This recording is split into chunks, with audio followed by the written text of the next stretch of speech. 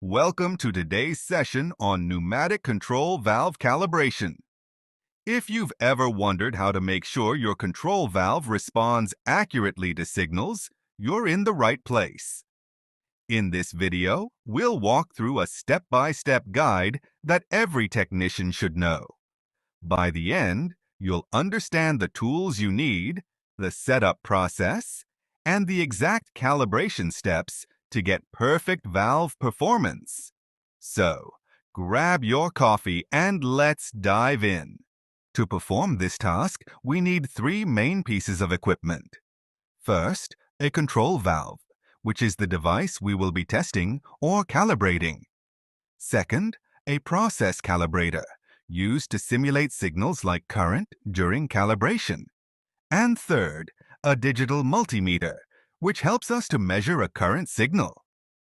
These tools are essential for accurate calibration and troubleshooting in instrumentation work. Now let's go through the calibration steps for the control valve. First, isolation.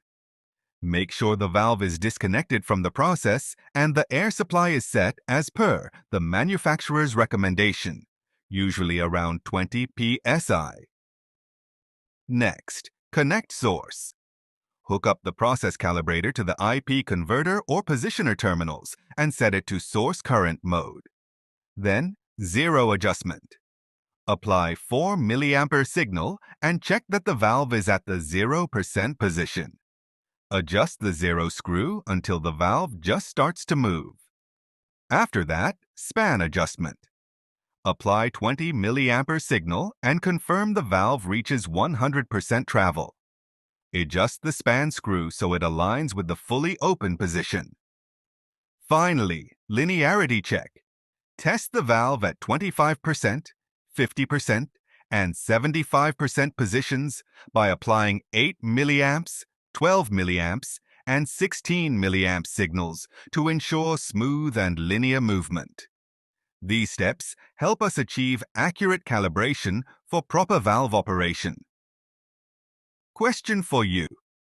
Why do you think the linearity check is so important in this procedure? That's it for our guide on control valve calibration. Remember, always isolate the process before starting. Check zero and span carefully.